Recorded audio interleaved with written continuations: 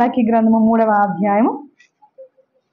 శాంతి కుమారికి వాక్యాన్ని చదువుతాడు. ప్రియ దేవుని బిడ్డలారా, మలాకి గ్రంథము 3వ అధ్యాయము 7 నుండి 12 వచనాలు బిడ్డ చదువుతాడు.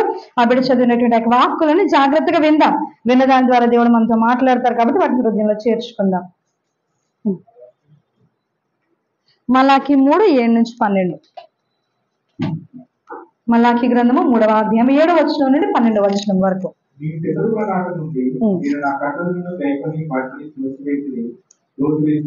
అయితే మీరు నా తట్టు తిరిగిన యెడల నేను మీ తట్టు తిరుగుదని సైన్యముల అధిపతి యెహోవా సెలవీయగా, మేము దేని విషయంలో తిరుగుతుందని మీరందరూ. మానవుడు దేవుని యొద్ద దొంగిలినా? అయితే మీరు నా యొద్ద దొంగిలింది. దేని విషయంలో మేము నీ యొద్ద దొంగిలిందని మీరందరూ 10వ భాగము ప్రతిష్టాపన ఇయ్యక దొంగిలింది. ఈ జనులందరూ నా యొద్ద దొంగిలిస్తూనే ఉన్నారు. మీరు శాపగ్రస్తులై ఉన్నారు. నా మందిరంలో ఆహారం ఉన్నట్లు 10వ భాగం అంతలో మీరు నా మందిరం నిధులకి తీసుకొని రండి. దీన్ని చేసి మీరు నన్ను శోధించిన నేను ఆకాశ భాగం విప్పి పట్టజాలంత విస్తారమైన దేవులను కుమ్మరించదని సైన్యముల అధిపతి యెహోవా సెలవిస్తున్నాడు. మీ పంట తినివేయి పురుగులను నేను గర్జించను. అవి మీ భూమి పంటను నాశనం చేయవు. మీ ద్రాక్ష చెట్లు ఆకాశ పాలనలో ఆపకుందని సైన్యముల అధిపతి యెహోవా సెలవిస్తున్నాడు. అప్పుడు ఆనందకరమైన దేశంలో మీరు నివసించారు కనుక అన్ని జనులందరూ మీరు ధన్యులని సైన్యముల అధిపతి యెహోవా సెలవిస్తున్నాడు. ప్రభుత్వ పరిశుద్ధ వాక్యం దీవించిన గాక. తలలో మంచి కళ్ళు మూసుకున్నట్లయితే చిన్న ప్రార్థన అనంతరం వాక్యంలోకి మనం వెళ్దాం. స్తోత్రములు మహాపరిశుద్ధ మిగిలిగా ప్రేమించిన తండ్రి, మా ప్రియ పరలోకపు తండ్రి, ఘనుడా ఘనమైన మీ నామానికి కృతజ్ఞతాస్తుతులు స్తోత్రాలు యేసయ్య వేవేల వందనాలు చెల్లిస్తున్నాం ప్రభా. కొన్ని నిమిషాలు మీకు వాక్యం ధ్యానం చేసుకోవాలని ఆశపడుతున్న లోపల మరుగుపరచండి.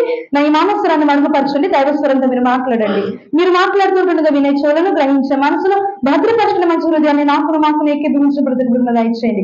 మీరు మమ్మల్ని దర్శించండి. మీరు నాతో మాట్లాడండి. అది మీకు బూరగా నేను వాడుకోమని ప్రార్థిస్తున్నాను. అయ్యా నాయన మీరే ప్రేమలతో మాట్లాడండి. వచ్చిన ప్రతిభటన బట్టి మీకు రావాల్సిన వారు ఇంకెవరండి త్వరపెట్టి నడిపించండి. ఈ దిన దీవెన ఆశీర్వాదాలు ఏ బిడ్డలు కూడా పోగొట్టు కనుక ప్రతి ఒక్క బిడ్డ పొందుకునేందుకు కృప చూపించమని ప్రభువును ప్రియ రక్షకుడైన యేసుక్రీస్తు అత్యున్నతమైన నామం పేరిట అతి మిక్కిలిగా ఎంతో బ్రతిమలాడి అడిగి పొందుకున్నాను మా ప్రియ పరలోకపు తండ్రి. మొట్టమొదటిగా ఇక్కడ మనం చూసినట్లయితే ప్రియ దేవుని బిడ్డలారా, మలాకి అంటా ఉన్నాడు. అతని యొక్క గ్రంథంలో 7వ వచనం నుండి 12 వచనాలు మనం చదువుకున్నాం. ఇందులో కనబడుతున్నటువంటి ప్రాముఖ్యమైనటువంటి విషయాలు మనం చూసుకున్నట్లయితే అతను అంటా ఉన్నాడు, ప్రియ దేవుని సంఘం దొంగిలటం గురించి అతను మాట్లాడుతున్నాడు. 8వ వచనం చదువుకుందాం చూడండి. మానవుడు దేవుని యొక్క దొంగిలినా? అయితే మీరు నా యొద్ద దొంగిలితురి. దేని విషయంలో మేము నీ యొద్ద దొంగిలితమని మీరు అందరూ మనుషులమైనటువంటి మనము దేవుని ఎదురు ఏం చేస్తున్నామంట? దొంగిలిస్తున్నాం ప్రియ దేవుని సంగమ. అయితే ఏమి దొంగిలిస్తున్నామని మనమే అడుగుతున్నామంట. దీనికి వాక్యం యొక్క ధ్యానంలోనికి మనం వెళ్దాం. నిర్గమకాండము 20వ అధ్యాయం 15వ వచనంలో 10 ఆజ్ఞలో ఒక ఆజ్ఞ ఏంటండి? దొంగిలకూడదు. Do not steal. దొంగతనం మనము చేయకూడదు ప్రియ దేవుని సంగమ. అయితే ఆ దొంగతనము ఏంటి అంటే పాపము. చెయ్యొద్దు అని చెప్పడం ఏదైతే మనం చేసామో దాన్ని ఏమంటా ఉంది దైవ గ్రంథము? పాపము, తప్పు, అది చెయ్యకూడదు అని చెప్పింది. మనం ఏం చేయకూడదు? ఇంకా చేయకూడదు అంతే. అయితే దేవునికి వాక్యం ఇక్కడ మనతో మాట్లాడుతూ ఉంది. అపోస్తుల కార్యముల గ్రంథము 5వ అధ్యాయము 1 నుండి 11 వచనాల్లో 2 భార్య భర్తలు ఇక్కడ మనకి కనిపిస్తారండి. మరి చదువుకుంటూ వెళ్తే చాలా ఆలస్యం అయిపోతుంది, కానీ నేను ఇక మాటలు చెప్తూ ముందుకు వెళ్ళిపోతున్నాను. అపోస్తుల కార్యముల గ్రంథము 5వ అధ్యాయము 1 నుండి 11 వచనాల్లో ఈ మాటలు మరి మీరు రాసుకొని ఎక్కడైనా పెట్టుకుంటే అది మీకు ఆశీర్వాదకరం. తర్వాత మరలా చదువుకోవడానికైనా మీకు ఉపయోగపడతాయి. 5వ అధ్యాయం 1 నుండి 11 వచనాల్లో ప్రియ దేవుని బిడ్డలారా రాయబడినటువంటి మాటలు ఏంటి అంటే, అననీయ సప్ఫీరా అనబడినటువంటి 2 భార్య భర్తలు ఉన్నారట. ఆ రోజుల్లో ఏం చేశారంటే అందరూ వారికి ఉన్నటువంటి ఆ స్థలాల్ని, పొలాల్ని అమ్మి ప్రభు యొక్క సేవలో వాటిని ఖర్చు పెట్టాలని అనుకునేవారట. ఎప్పుడైతే ఆ విధంగా అనుకున్నారో మేము కూడా మాకు ఉన్నదాన్ని కొంత అమ్మి ప్రభు దగ్గరకు తీసుకురావాలని అనుకున్నారు. ఎవరు? అననీయ సప్ఫీరాలు. ఎప్పుడైతే వారు వారికి ఉన్నటువంటి ఆ యొక్క ప్రాపర్టీని అమ్మారో ప్రియ దేవుని సంఘం, వాళ్ళకి ఆలోచన వచ్చింది, మనకి ఆధారమైనటువంటి దీనిని మనం అమ్మేస్తున్నాం కదా, రేపటి నుంచి మనకి ఆధారం ఏముంటది? ఇందులో కొంత మనం దాచుకుంటే బాగుంటుంది, తర్వాత మిగిలింది అంతా సేవకుడికి తీసుకెళ్లి ఇచ్చేద్దాం అనబడినటువంటి ఆ ఆలోచన వారిలో కలిగింది. భార్య భర్తలు 2 ఏకీభవించి ఒకరికొకరు తెలుసుకుని దేవుని సేవకుడి దగ్గరకు వచ్చి వారు అంటా ఉన్నారు, ఇదిగో ఆ సేవకుడా, మేము మా యొక్క స్థలాన్ని మా యొక్క పొలాన్ని మేము ఇంతకు అమ్మాము, ఇది తీసుకోండి దేవుని పరిచయ కొరకు అంటే, అయితే దేవుని సేవకుడు అంటా ఉన్నాడు, అయ్యా మీరు దీనిని ఇంతకే అమ్మారా? అవును దైవజనుడా, మేము దీనిని ఇంతకే అన్నాం. నిన్ను నువ్వు కాదు, దేవుని ఆత్మను మోసం చేయాలని నువ్వు అనుకుంటున్నావు, కానీ నిన్ను నువ్వే మోసపరుచుకుంటున్నావు. తద్వారా నీకేమొస్తా ఉంది? శాపం వస్తా ఉంది. అది చెప్పినప్పుడు కూడా అతను తన మాటను మార్చుకోకుండా ఇంతకే అమ్మాను అంటున్నాడు. దైవజనుడు ఏమీ మాట్లాడలేదు, కానీ అక్కడే ఆక స్థలంలోనే పడి అతను ఏం చేశాడంటే తన ప్రాణాన్ని విడిచిపెట్టాడు. ఒకరికొకరు తెలిసే ఈ పని చేశారు కదా భార్య భర్తలు. తెలియక వచ్చిందంట. ఎవరు? భార్య సఫీరా. ఎప్పుడైతే ఆమె వచ్చిందో, నా యొక్క యజమానుడు ఇంకా ఇంటికి రాలేదంటే, ఇదిగో అమ్మా నీ యొక్క యజమానుడు నా దగ్గరకు వచ్చాడు, ఆ యొక్క స్థలాన్ని మీరు ఇంతకే అమ్మారా? అవును. అవును దైవజనుడా, ఇంతకే అమ్మా. మీరిద్దరూ కలిసి దేవుణ్ణి మోసం చేయాలని ఎలాగ అనుకున్నారు? అది మీ దగ్గర ఉన్నప్పుడు అది మీదే. ఎందుకు మీరు అబద్ధం ఆడాల్సి వచ్చింది? మీరు దొంగిలుతున్నారు, బొంకుతున్నారు దేవుని దగ్గర. నేను ఎంతకు అమ్మాను, కానీ నాకు కొంత అవసరం, నేను దాన్ని పక్కన పెట్టుకున్నాను, ఎంత మీకు ఇవ్వాలనుకుంటున్నానని చెప్తే దేవుడు కాదనేవాడు కాదు, వద్దనేవాడు కాదు. మీరు ఎందుకు మిమ్మల్ని మీరు మోసం చేసుకుంటున్నారు అనబడిన ఆలోచనతో ఇంకా నీ యొక్క భర్త యొక్క ఆ యొక్క పార్థివ దేహాన్ని కప్పిపెట్టొచ్చినటువంటి వారు, వారి పాదాలు ఇంకా ఆరనే లేదు. నువ్వు కూడా అబద్ధం ఆడుతా ఉన్నావు, నువ్వు కూడా దేవుని ఎదురు దొంగిలిగా ఉన్నావు కాబట్టి, దొంగిలిస్తా ఉన్నావు కాబట్టి నీ యొక్క ప్రాణం కూడా తీసివేయబడబోతుంది. వెంటనే అక్కడే ఆమె కూడా పడిపోయి తన ప్రాణాన్ని విడిచిపెట్టుకుందట. వెంటనే మరలా ఆమెను కూడా ఏం చేశారు? మోసుకొని వెళ్ళిపోయారు. వాక్యం వింటున్నటువంటి ప్రియ దైవజనాంగమా, దేవుని ఎదుట మన క్రియలు ఏ విధంగా ఉన్నాయి అంటే, దేవుడు మన నుంచి ఆశిస్తుంది ఏంటంటే, దేవుని ధనాన్ని మీరు ఏం చేశారు? దొంగిలించారు. రెండోదిగా చూద్దాం, చూడండి. యెహోషువ గ్రంథము 7వ అధ్యాయము 20 నుండి 26 వచనాల్లో ఒక వ్యక్తి అక్కడ మనకు కనిపిస్తాడు. అతని పేరు ఆకాను. ఒకనొక ప్రాంతానికి మీరు యుద్ధానికి వెళ్ళారండి. యుద్ధానికి వెళ్ళినప్పుడు దేవుడు అంటా ఉన్నాడు, అక్కడ నుంచి మీరు ఏం తీసుకోకూడదు, తీసుకొని రాకూడదు, అన్ని సమూల ధ్వంసం చేయాలి. అంటే అక్కడ మీరు ఏం చేయాలి? అన్ని నాశనం చేసి ఏదే కానీ మీరు తిరిగి దేశంలోకి పట్టుకొని రావడానికి వీల్లేదు అని చెప్పినప్పుడు, ఆకాను అనబడినటువంటి ఒకనొక వ్యక్తి ఏం చేశాడో తెలుసా? కొన్ని షీనారు వస్త్రాలు, కొన్ని వెళ్ళగలిగినవి విలువైన బంగారు ఆ యొక్క ఆభరణాలు ఏం చేశాడని తెచ్చుకొని గొయ్యి తవ్వి తన యొక్క ఆ ఏదైతే డేరా వేసుకున్నాడో లోపల పాత పెట్టుకున్నాడు. ప్రియ దేవుని సంగమా, వారు మరలా ఏ దానికి వెళ్ళినా విజయం రావట్లేదు, అపజయం పొందుకొని తిరిగి వస్తున్నారు. యెహోషువ దేవుని దగ్గర కనిపెడుతున్నాడు, ఎందుకు ప్రభా మేము ఎన్నిసార్లు యుద్ధానికి వెళ్తున్నా జయం పొందుకోలేకపోతున్నాము అంటే, మీలో పాపం ఉంది, మీలో దొంగిలించబడినటువంటి ఒకనొక వ్యక్తి ఉన్నాడు. ఎవరా వ్యక్తి? అందరూ రండి. ఎవరందరూ రావాలి? ఇజ్రాయేల్ ప్రజలందరూ మీ గోత్రాల ప్రకారంగా వచ్చి నిలబడండి. నిలబడినప్పుడు ఆ చీటీ ఎవరి పేరు మీద వచ్చిందండి? ఆకాను పేరు మీద వచ్చింది. ఎప్పుడైతే ఆకాను పేరు మీద ఒక చీటీ వచ్చిందో ప్రియ దేవుని సంగమా, చూడండి, తప్పు చేసిన వాడు ఆకానే, కానీ ఈరోజు ఏమయ్యారంటే ఆకాను భార్య, ఆకాను బిడ్డలు, కుటుంబం అంతా ఏం చేశారో తెలుసా? వాళ్ళు సజీవంగానే నిలబెట్టి రాళ్లతో కొట్టి ఏం చేశారంటే రాళ్లతోనే పూడ్చిపెట్టేశారట. దేవుడు చేయమని చెప్పాడు అలా. వాక్యం వింటున్నటువంటి ప్రియ దైవజనాంగమా, తమాషా కాదు దేవునితోటి, ఆషామాషి కాదండి దేవునితోటి. దేవుడు మనకి ఏదో తీసుకొచ్చి ఆయనకి ఇచ్చేయాలని దేవుడు ఏం అడగడం లేదు. ఎందుకో చెప్పమంటారా? సమస్తము ఆయనదే. నువ్వు తీసుకొచ్చింది ఎంత, నువ్వు తీసుకురావాలని ఎంత. కానీ దేవుని హృదయాన్ని చూస్తున్నాడు. దేవునికి స్తోత్రం కలుగును గాక. ఆయన చెప్పిన మాట నువ్వు వింటున్నావా, వినడం లేదా? ఆయన మాట ప్రకారంగా నువ్వు నడుస్తున్నావా, నడవడం లేదా? ఆయన మాటకు నువ్వు వినేది చూపుతున్నావా, చూపడం లేదా? దేవుడు సమస్తాన్ని ఆకాశం నుండి పరిశీలిస్తా ఉన్నాడు. దేవునికి స్తోత్రం కలుగును గాక. మనిషిగా నేను మేము చూడలేను కదా, మీ హృదయంలో ఏముందో నాకైతే తెలియదు కదా, కానీ సమస్తము ఎరుగున్నటువంటి దేవుడు మన పక్షంగా ఉన్నాడు, మన మధ్యలో ఉన్నాడు, మనలో ఉన్నాడు, మనతో ఉన్నాడు. రాయో రప్పం ఒక విగ్రహమో కాదు. నిన్ను చూస్తున్నాడు, నిన్ను గమనిస్తున్నాడు, నిన్ను కనిపెడుతున్నాడు. నీ ప్రతి ఆలోచన ఎరిగిన వాడు, నీ ప్రతి క్రియ చూస్తున్నటువంటి దేవుడు. మనుషులు ఎవరు నన్ను చూడడం లేదని అనుకోవద్దు, కానీ ఆకాశమందున దేవుడు నిన్ను చూస్తున్నాడు. హల్లెలూయా. ఆకాను యొక్క స్థితి ఆ విధంగా ఉంది ప్రియ దేవుని బిడ్డలారా.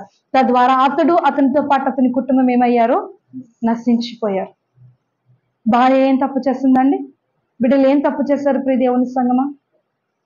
కానీ అతను చేసినటువంటి పాపానికి శిక్ష అందరిది అయింది. కాబట్టి కుటుంబంలో మన వంతు పాత్ర దేవుని ఎడల ఏ విధంగా ఉంది?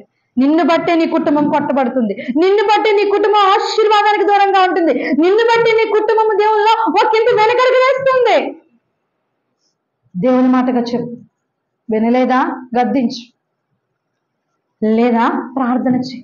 దేవుడు హృదయాలతో మాట్లాడే దేవుడు, మనసులతో మాట్లాడే దేవుడు, వ్యక్తులతో మాట్లాడే దేవుడు, వ్యవస్థలతో మాట్లాడే దేవుడు, తద్వారా మనలో అద్భుతాలు జరిగించే దేవుడు. దేవునికి స్తోత్రం కలుగును గాక. దేవుని ధనాన్ని దొంగిలిస్తా ఉన్నాం, దేవుని సంపదను మనం దొంగిలిస్తా ఉన్నాం. ఈ రెండు విషయాలు మనం మాట్లాడుకున్నాం.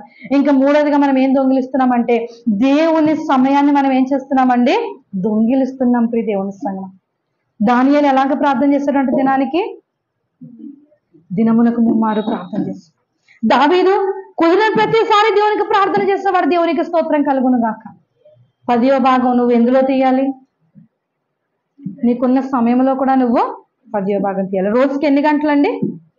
24 గంటలు. 24 గంటల్లో 10వ భాగం తీస్తే ఎంతండి?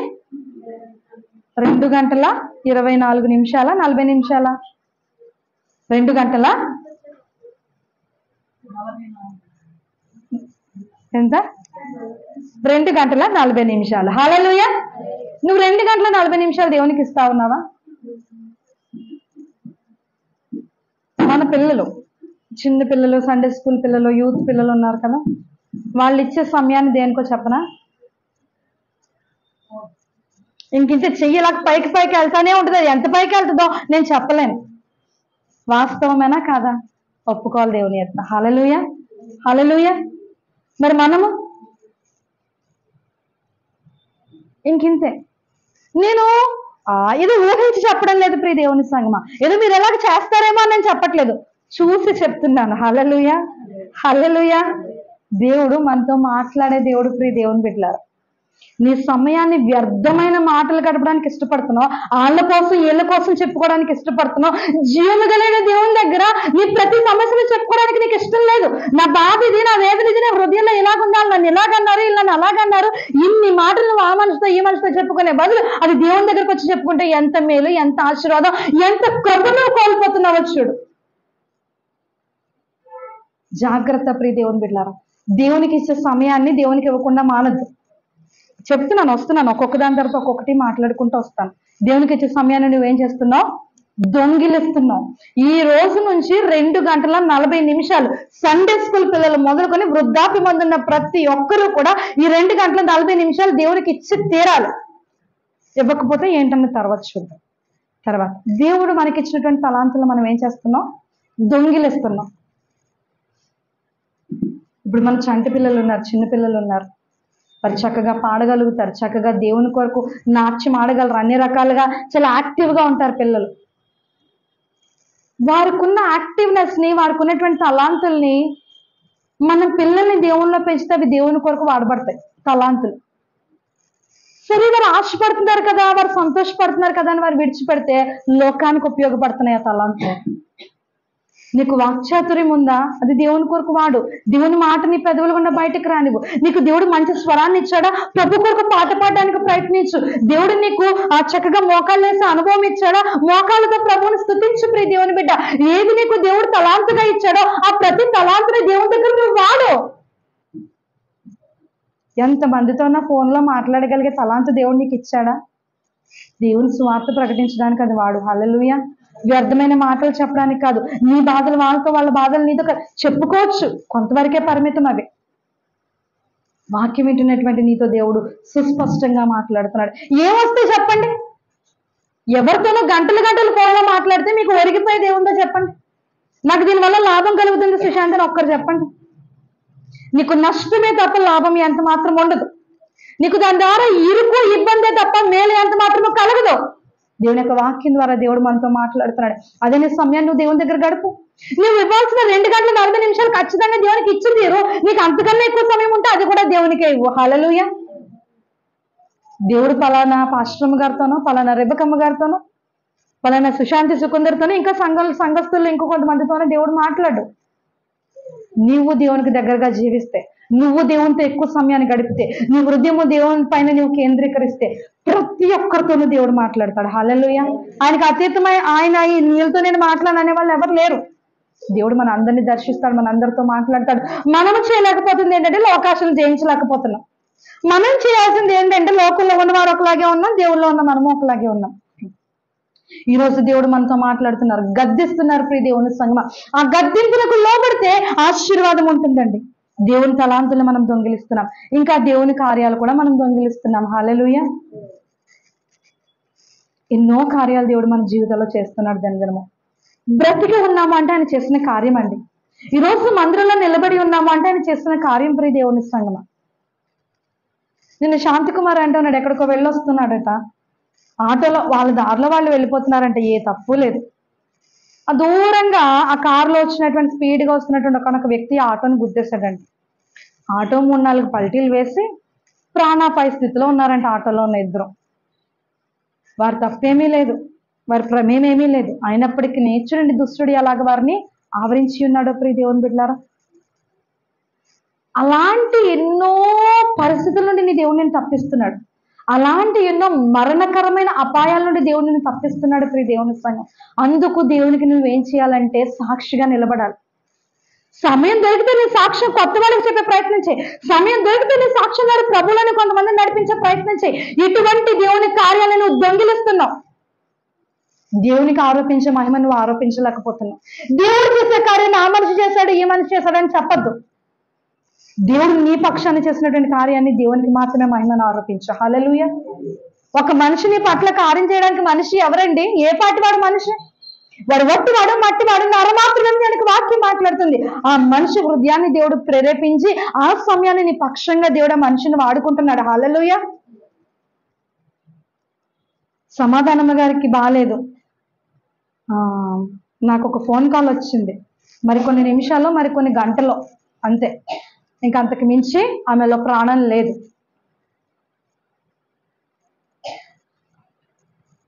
అర్ధరాత్రి సమయం, అప్పటికి ఇంచుమించుగా 1-1:30 కావస్తా ఉన్నటువంటి సమయం అది. పడుకుంటే నా ప్రాణం ఆగట్లేదు, ఊరుకోవట్లేదు. లేచి నువ్వు వెళ్ళాలి, లేచి నువ్వు వెళ్ళాలి, లేచి నువ్వు వెళ్ళాలి, ప్రార్థన చేస్తురా, ప్రార్థన చేస్తురా. సరే పొద్దున్నే వెళ్దాము అనేటువంటి ఒక ఆలోచనతో ఆగిపోతున్నాం. వెంటనే నాకు నొప్పి వస్తూ ఉంది, అంటే కడుపులో నొప్పి వస్తూ ఉంది అంటున్నాడు తన సుకుందర్. అంటా ఉంటే ఇంకా లాభం లేదు, దేవుడు పిలుస్తున్నాడు, వెళ్ళాల్సిందే మనం, లెగ్గు బయలుదేరు. చాలా విపరీతంగా బాధపడుతున్నాడు. లేపాను, బయలుదేరిపించాము, ఇద్దరం కలిసి వెళ్ళాము, ప్రార్థన చేసాం. అక్కడ ప్రార్థన చేసిన తర్వాత ఆ క్షణంలోనే ఆ నొప్పి ఆగిపోయింది. హల్లెలూయా. అక్కడికి సుశాంతి సుకుందర్ వెళ్ళలేదు, దేవుని ఆత్మ వల్ల బలవంతం చేసి పంపించింది. హల్లెలూయా, హల్లెలూయా. అక్కడ ఆమెకు ప్రార్థనా సహాయం కావాలి, ఆమెకు ప్రార్థన అవసరత కావాలి. నువ్వు నేను వెళ్తే కాదు, అక్కడ ప్రార్థనా పరులు చాలా ఉన్నారు. మార్తమ్మ గారు అక్కడే ఉన్నారు, ఎవరు కృపమ్మ గారు అక్కడే ఉన్నారు, చాలా మేరీ రత్నం గారు ఉన్నారు, చాలా మంది ప్రార్థనా పరులు ఉన్నారు అక్కడ. కానీ దేవుడు అక్కడ నడిపించడానికి చూడండి ఆయన ఆత్మ ఎలాగా బలవంత పెడతా ఉందో. దేవునికి స్తోత్రం కలగాలి. వెళ్ళిన వెంటనే మేరీ రత్నం గారు అంటున్నారు, ఈ సమయంలో ఏంటమ్మా ఎవరు రమ్మన్నారు మిమ్మల్ని, పిల్లని వదిలిపెట్టేసి ఎవరు ఎందుకు వచ్చారు మీరు అని. లేదండి, దేవుని ఆత్మ బలవంత పెడతా ఉంది, నేను లెగిసి బయలుదేరి వచ్చే వరకు కూడా ఆత్మ నన్ను విడిచిపెట్టలేదు. హల్లెలూయా, హల్లెలూయా. దేవుడు చేసే కార్యాలు ఎలాగుంటాయి ప్రియ దేవుని సంగమా. అది ఎంత మాత్రం ఒక మనిషికి మనం మహిమను ఆరోపించకూడదు, కానీ దీని ద్వారా సమస్త గంట మహిమ ప్రభావాలు ఆయనకి మాత్రమే కలుగును గాక. హల్లెలూయా. దేవుని కార్యాలను దొంగిలిస్తున్నావు. దేవుడు చేసే కార్యాలు మనుషులు చేసే కార్యాలుగా చెప్పద్దు. దేవుడు చేసే కార్యాలు దేవుడు చేసినాయిగా అనేకులకు వాటిని నువ్వు ఎక్స్ప్లెయిన్ చేయి, అనేకులను నువ్వు వాటిని తెలియపరచు, అనేకులను వాటి ద్వారా నువ్వు దేవునికి నడిపించు. దేవునికి ఇచ్చినటువంటి భారాన్ని సద్వినియోగపరచుకో. ఈ రోజు ఈ సమయము, ఈ స్థితి, ఈ ఆరోగ్యము లేక ఎందరో ఏడుస్తున్నారు, నలిగిపోతున్నారు, విరిగిపోతున్నారు. అన్నీ ఉన్న మనకి అనుభవించడానికి బాగు కదండి. దేవుడు నీకు ఇచ్చిన ఆరోగ్యం ప్రభు కొరకు వాడు, దేవుడు నీకు ఇచ్చిన తలాంతులను ప్రభు కొరకు వాడు, దేవుడు నీకు ఇచ్చిన సమయాన్ని ప్రభు కొరకు వాడు, దేవుడు నీకు ఇచ్చినటువంటి సమస్తాన్ని ప్రభు కొరకు నువ్వు ఎప్పుడైతే వాడతావో తద్వారా దేవునికి ఘనత కలుగుతుంది. హల్లెలూయా. దేవునివేవి నువ్వు దొంగిలించడానికి వీల్లేదు, దేవునివేవి నువ్వు దొంగిలించడానికి వీల్లేదు. మరొకసారి వాక్య రూపంగా చెప్తున్నాను, సాక్ష్యాలు చెప్పేటప్పుడు పాస్టర్ గారు ప్రార్థన చేశారో, పాస్టర్ గారు ప్రార్థన చేశారో, సంఘస్థులు ప్రార్థన చేశారో చెప్పొద్దు. ఎవరు ప్రార్థన చేసినప్పటికీ కార్యం చేసింది దేవుడే. హల్లెలూయా. ఆ మహిమను ఎవరికి ఆరోపించడానికి దేవుడు ఇష్టపడడం లేదండి. ఆయన చేసే కార్యాలు ఆయనకే మహిమ కలగాలి. హల్లెలూయా. అది సేవకులకు, సంఘానికి కూడా ఆశీర్వాదకరం. దేవునికి స్తోత్రం కలుగును గాక. దొంగిలిస్తున్నటువంటి స్థితిలో మనం ఉన్నాము, దొంగిలించకూడదు. వేటిని దొంగిలిస్తున్నారంటే, ప్రభా మేము వేటిని దొంగిలిస్తున్నాం అని వారు అడుగుతున్నారట. అయితే దేవుడు ఏమంటున్నాడో తెలుసా? మేము మీ యొద్ద దొంగిలితమని మీరు అందరూ దేని విషయంలో మేము నీ యొద్ద దొంగిలితమని మీరు అందరూ. తర్వాత మాట చదువుకుందాం. 10వ భాగమును ప్రతిష్ఠితార్పణలను ఇయ్యక దొంగిలిత్రి. హల్లెలూయా, హల్లెలూయా. ప్రతిష్ఠితార్పణలు అంటే ఏంటి అంటే, ఇంగ్లీష్ బైబిల్లో ఆ మాటకి ఏంటంటే ఆఫరింగ్స్ అనబడినటువంటి మాట రాయబడింది. అంటే అర్పణలు, దశమ భాగం కాకుండా దానికి అతీతంగా, దానికి మించి, అది కాకుండా అర్పించేవి. ఇందులో మిమ్మల్ని బలవంత పెట్టేది లేదు, ఇందులో మిమ్మల్ని ముందుకు తోసేది లేదు. దేవునికి వాక్యం సెలవిస్తా ఉంది. నిర్గమాకాండము 25వ అధ్యాయము 2వ వచనం చదవాలి ఇది ఖచ్చితంగా. నిర్గమాకాండము 25వ అధ్యాయము 2వ వచనం. త్వరగా నాకు ప్రతిష్టార్పణ తీసుకుని రండని ఇజ్రాయేలీలతో చెప్పుము. మనఃపూర్వకముగా అర్పించు ప్రతి మనుష్యుని యొద్ద దానిని తీసుకుని వెళ్ళను. దేవునికి స్తోత్రం కలుగును గాక. హల్లెలూయా. నువ్వు ఎలాగ అర్పించాలంట? మనస్ఫూర్తిగా నీకు ఇవ్వాలనుకుంటేనే ఇవ్వాలి. నీకు మనస్ఫూర్తిగా అది చేయాలనిపిస్తేనే చెయ్యాలి. వాళ్ళు చేశారనో, వీళ్ళు చేశారనో, మనం చెయ్యకపోతే బాగోదనో, ఇవ్వకపోతే బాగోదనో కాదు. నీకు మనస్ఫూర్తిగా నీ హృదయం ప్రేరేపించబడి నువ్వు ఇవ్వాలి, నువ్వు ఇవ్వాలి, నువ్వు ఇవ్వాలి అని నీ మనసు నేను తొందర పెడుతున్నప్పుడు, నీ ఆత్మ నేను తొందర పెడుతున్నప్పుడు నువ్వేం చేయాలంటే దేవునికి అర్పించే విషయంలో వెనకాడకూడదు. హల్లెలూయా. అని నేను ఇది దేవునికి చెల్లిస్తాను అని చెప్పిందని ఆలస్యం చేయకూడదు, దాన్ని వెనక్కి తీసుకోకూడదు. దేవునికి వాక్యం మనతో మాట్లాడుతుంది. లేవీకాండము 22వ అధ్యాయం 1, 2, 3 వచనాలు కూడా చదువుకుందాం. లేవీకాండము 22, 1, 2, 3. మరియు యెహోవా మోషేకు ఇలాగ సెలవిచ్చును, ఇశ్రాయేలీలు నాకు ప్రతిష్ఠించిన వాటి వలన అహరోనును అతని కుమారులను పరిశుద్ధ నామమును అపవిత్రపరచకుండునట్లు వారు ఆ పరిశుద్ధమైన వాటిని ప్రతిష్ఠితములుగా ఎంచవలను. వారితో చెప్పుము, నేను యెహోవాను. నీవు వారితో ఇట్లనము, మీ తరతరములకు ఈ సమస్త సంతానములలో ఒకడు అపవిత్రత గలవాడై ఇశ్రాయేలీలు యెహోవాకు ప్రతిష్ఠించి వాటిని సమీపించిన యెడల అట్టివాడు నా సన్నిధిని ఉండకుండా కొట్టివేయబడును. నేనే యెహోవాను. దేవునికి స్తోత్రం కలుగును గాక. దశమభాగాల కోసం కాదు, ప్రతిష్ఠితార్పణల కోసం దేవుడు మాట్లాడుతున్నాడు కదా. అంటే మనము దశమభాగాల కన్నా మించి ఇచ్చే వాటి కోసం దేవుడు మాట్లాడుతున్నాడు. దశమ భాగం అంటే వాక్యం విశ్వాసులకి, సంఘానికి మాత్రమే కాదు, దేవుని సేవ చేసే మాకు కూడా వర్తిస్తుంది కదండి. ఇచ్చే మీరు ఎలాగో ఇచ్చినా, ఇచ్చే మీరు మనస్ఫూర్తిగా ఇచ్చినప్పుడు దాన్ని యూటిలైజ్ చేయాల్సిన మేము కూడా ఎలాగో చేయాలంట, దాన్ని పరిశుద్ధంగానే వాడాలి, ప్రతిష్ఠితంగానే దాన్ని ఖర్చు పెట్టాలి. లేకపోతే ఏమవుతుందంట, వారి జనాంగంలో నుండి వారు ఏమవుతారంట, కొట్టివేయబడతారు. అంటే ఏమవుతారు, ఇంకా వాళ్ళు ఉండరు, తీసివేస్తాను అంటున్నాడు. కాబట్టి మనము దేవునికి అర్పించే అర్పణలు మనము శ్రేష్టంగా అర్పిస్తున్నామా లేదా అన్నదే మనం చూసుకోవాలి. కయ్యూను హేబేలు ఉన్నారు ప్రియ దేవుని సంగమా. వారిరువురిలో దేవుని వారి అర్పణ నచ్చింది. ఎవరి అర్పణ అండి? హేబేలు అర్పణ. కయ్యూను అర్పణ దేవుడు అంగీకరించలేదు, అలక్ష్యం చేశాడు. ఎప్పుడైతే కయ్యూను అర్పణ దేవుని అంగీకరించలేదో హేబేలు అర్పణ దేవుడు ఎందుకు అంగీకరించాడు చెప్పండి? తనకున్న వాటిలో శ్రేష్టమైన వాటిని, మంచి వాటిని, దేవునికి ఇవ్వదగ్గ వాటిని దేవునికి అర్పించాడు. హల్లెలూయా, హల్లెలూయా. అంటే ఈ మాట చెప్పొచ్చో చెప్పకూడదో నాకు తెలియదు, కానీ మరొకలాగా ఇంకొకలాగా అనుకోవద్దు. చెప్పాలని నా మనసు తొందర పెడతా ఉంది. నేను లేకపోతే మేము అంటే ఫస్ట్ నుంచి వచ్చిన అలవాటు ఏంటంటే, డాడీ ఏం చేసేవాళ్ళు అంటే, హైదరాబాద్ వెళ్ళినప్పుడు అక్కడ సెక్రటేరియట్ ఏజీ ఆఫీస్ ఏదో ఉంటుంది, అక్కడ ఆర్బీఐ బ్యాంక్ ఉంటుంది, బయట కొత్త నోట్లు అమ్ముతారు. మన పాత డబ్బులు ఇచ్చేసి కొత్త నోట్లు అమ్ముతారు. వాటిని తీసుకొచ్చేవాడు అనమాట. దేనికోసం? ఆదివారం చర్చిలో అవే కానికెయ్యాలి. అంటే ఆయన ఆలోచన ఏంటంటే, దేవునికి ఇచ్చేది ఏదైనా ఎలా ఉండాలి? మంచిదిగాను శ్రేష్టమైనదిగాను ఉండాలి. పాస్టర్ గారు ఇక్కడ లేకపోయినప్పటి నుంచి కానుకల బాధ్యత నేనే వహిస్తున్నాను. లెక్క పెట్టేటప్పుడు ప్రియ దేవుని సంగమా, సగం నోట్లో అందులో పని చెయ్యవు. బ్యాంక్ కూడా తీసుకుంటాడు తప్ప ఏ మనిషి కూడా దాన్ని తీసుకోడు. ఈ మాటలో చెప్పాల్సినవి కాదు, కానీ దేవుడు ఎందుకో ప్రేరేపిస్తున్నాడు కాబట్టి చెప్తున్నాను. అంటే ఇంకా ఎక్కడా చెల్లవో ఎక్కడా అవి అవ్వవు అన్నటువంటివి అర్పణలో ఉండకూడదు. నీకున్న దానిలో ద బెస్ట్ ప్రభు కొరకు తీసుకురావాలి. చాలా బాధపడుతున్నాను నేను ఈ మాట చెప్పడానికి. అంటే ఎందుకు చెప్తున్నానంటే మీ ఆశీర్వాదాలను మీరే కావాలని చేతులారా పోగొట్టుకుంటున్నారు. హృదయం చాలా బాధపడుతూ ఉంది. ఎందుకంటే దేవుడిచ్చే ఆశీర్వాదాలు మనమే, అంటే తెలియక చేసేది. ఇది తెలిస్తే ఎవరు చేయరు. మనము దేవుని ఎదుట మనం ఇచ్చేది ఎలా ఉండాలి? సరి అయినదిగా ఉండాలి. ఆయనకు నచ్చేదిగాను ఆయన మెచ్చేదిగాను ఉండాలి. హల్లెలూయా, హల్లెలూయా. దేవుడు నీ ఆస్తిపాస్తులు ఆయన పేరు మీద రాసి ఇచ్చేమని అడగడం లేదు. నువ్వు తిండి తినడం మానసానికి తీసుకొచ్చి ఇమ్మని దేవుడు అడగడం లేదు. నిన్ను నీ హృదయం ప్రేరేపిస్తే ఇమ్మని అడుగుతున్నాడు దేవుడు. నీ హృదయం ప్రేరేపించేది ఏది? చిరిగిపోయిన కాగితమా? నీ హృదయం దేవునికి ఇచ్చేదానికి ప్రేరేపించేది. నలిగిపోయిన కాగితాల నీ హృదయం ప్రేరేపిస్తున్నాయి దేవునికి ఇవ్వడానికి.